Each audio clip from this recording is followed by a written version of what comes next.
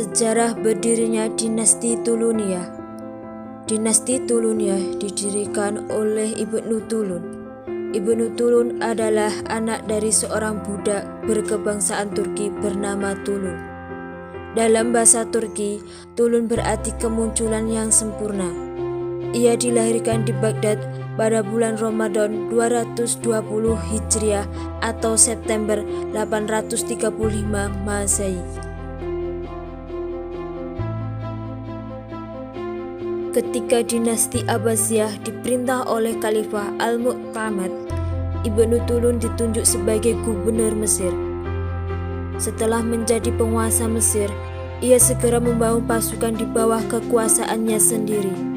Selain memiliki tentara sendiri, ia juga berhasil menguasai keuangan wilayah Mesir.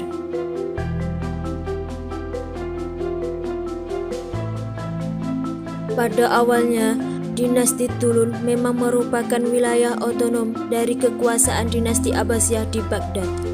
Saat itu, Ahmad Ibnu Tulun ditugaskan ke Mesir oleh Khalifah sebagai wakil gubernur, kemudian menjadi gubernur yang berkuasa hingga Palestina dan Syria. Karena terjadi perselisihan dan lemahnya pemerintahan pusat, serta menyebabkan daerah Mesir kurang terurus, maka menguatkanlah keberadaan Ibnu Tulun. Pada awalnya, wilayah Syam yang meliputi daerah Palestina dan Syria sendiri sudah lebih dahulu membebaskan diri dari kekuasaan pusat di bawah kepemimpinan Syekh Isa ibnu Syekh Sulaim, yakni semenjak tahun 252 Hijriah atau 866 Masehi. Kemudian, Ibnu Tulun bergerak dengan pasukannya merebut wilayah Palestina dan Syria. Saat Ibnu Tulun terlibat pertempuran panjang dari pihak ibu kota Baghdad, datang pula pasukan besar di bawah pasukan Amahur untuk merebut wilayah tersebut. Pada akhirnya, Ibnu Tulun terpaksa menarik pasukannya. Peristiwa itu terjadi pada tahun 256 Hijriah atau 870 Masehi. Tetapi 8 tahun kemudian, yakni pada tahun 264 Hijriah atau 878 Masehi, Ibnu Tulun kembali mengarahkan pasukannya dan berhasil merebut wilayah itu hingga wilayah kekuasaannya berbatasan sungai Yufrat.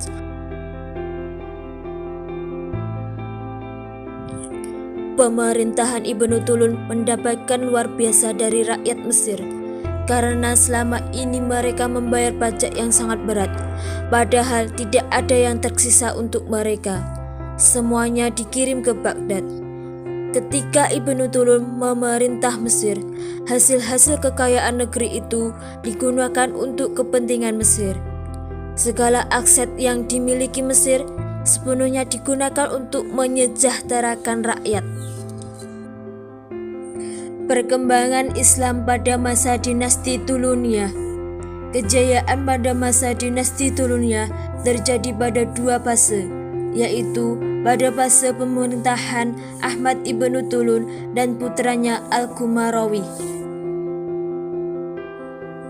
Selama memerintah Mesir, Ibnu Tulun berhasil memperbaiki sistem ekonomi dengan menurunkan harga-harga bahan pokok yang semula mahal, menumpaskan para rentenir yang menyengsarakan rakyat, merenovasi sistem mata uang dengan mengeluarkan mata uang dinar dunia, menghapus praktek penipuan dalam perdagangan, melindungi para petani kecil, memperbaiki manajemen irigasi, dan mengaktifkan Dewan Kharaj.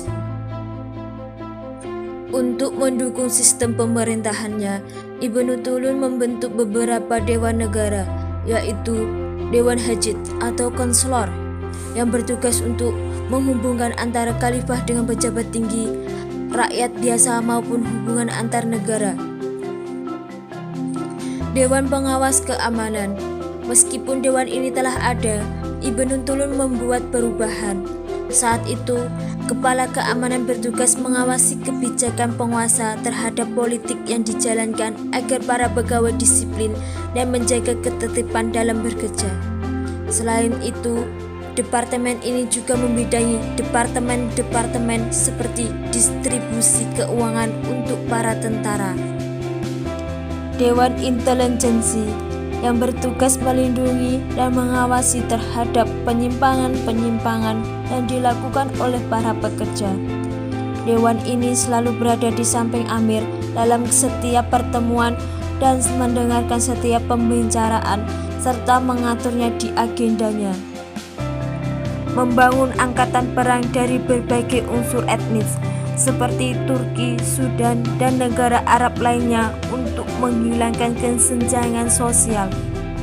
Armada perang dihimpun sebanyak 100.000 personil dengan kelengkapan senjata perang.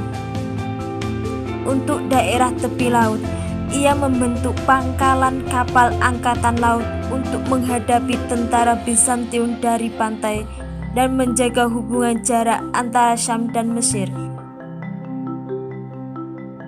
Kemunduran dan keruntuhan dinasti Tuluniyah. Setelah Al-Qumarawiyh meninggal, para amir dari dinasti Tulun tidak lagi memimpin wilayahnya seperti pada masa sebelumnya. Mereka lebih banyak berkelimang kemewahan dan menuruti hawa nafsu.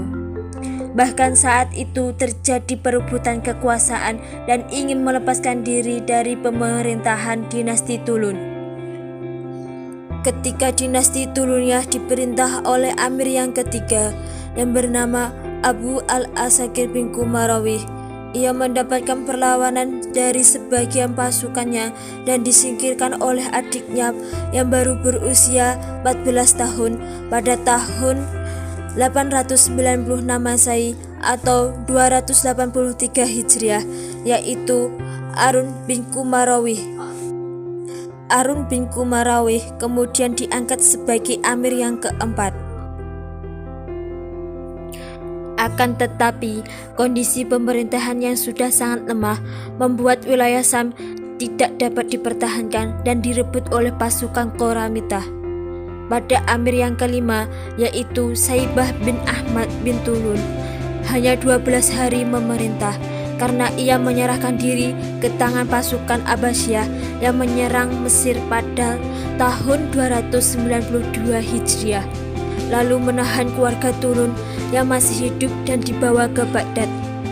Pada tahun 296 Hijriah atau 904 Masehi, kekuasaan dinasti Tulun berakhir.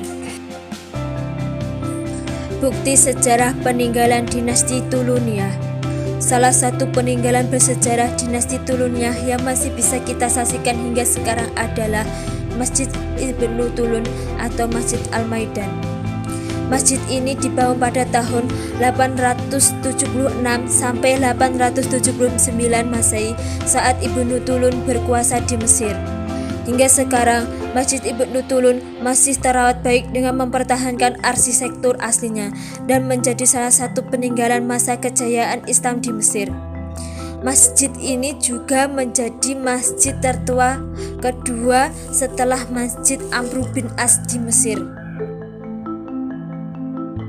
Dari sisi arsitektur, Masjid Ibnu Tulun hampir sama dengan Masjid Agung Samarra di Irak. Masjid ini terletak di tengah-tengah kawasan Al-Qutai yang merupakan bekas kota keluarga dinasti Ibnu Tulun. Al-Qutai berada sekitar 2 km dari wilayah kota tua Fustat.